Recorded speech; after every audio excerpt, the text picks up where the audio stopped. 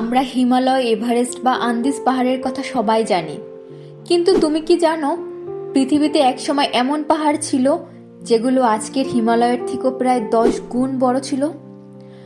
এদের বলা হয় সুপার মাউন্টেন। সুপার মাউন্টেন মানে শুধু বড় পাহাড় নয়, এরা ছিল ইতিহাস বদলে দেওয়া পাহাড়। প্রায় 2 মিলিয়ন বছর আগে, যখন পৃথিবীতে প্রাণ খুবই কম ছিল, তখন পৃথিবীর টেকটনিক প্লেটগুলো ভয়ঙ্করভাবে সংঘর্ষে লিপ্ত হয়।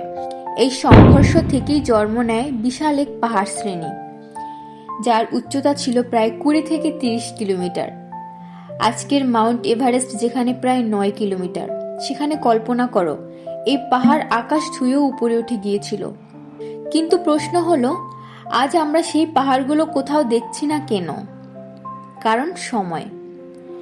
লক্ষ লক্ষ বছরের বৃষ্টি, ঝড়, বরফ আর বাতাস এই পাহাড়গুলোকে ধীরে ধীরে ক্ষয় করে সমতলে পরিণত করেছে।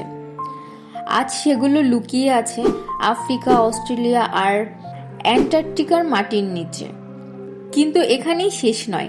বিজ্ঞানীরা বলেন, এই সুপার মাউন্টেন ভেঙে পড়ার সময় মাটি থেকে বিপুল পরিমাণে খনিজ বের হয়েছিল, যা সমুদ্রে গিয়ে অক্সিজেনের মাত্রা বাড়িয়ে দেয়। আর সেই অক্সিজেনই পৃথিবীতে জটিল প্রাণের জন্মের পথ খুলে দেয়।